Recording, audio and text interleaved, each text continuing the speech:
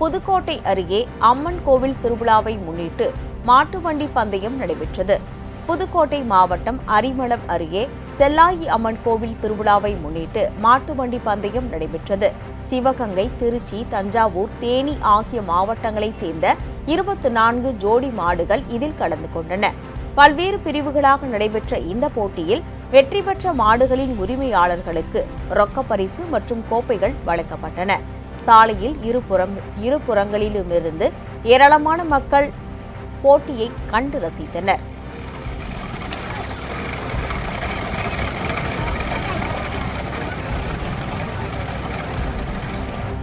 உங்கள் ராஜ் நியூஸ் தொலைக்காட்சியில் திங்கள் முதல் வெள்ளி வரை தினந்தோறும் பிற்பகல் 2 மணிக்கு உங்கள் பகுதியில் உள்ள குறைகளை நேரலையில் தெரிவிக்கும் புகார் பெட்டி நிகழ்ச்சி.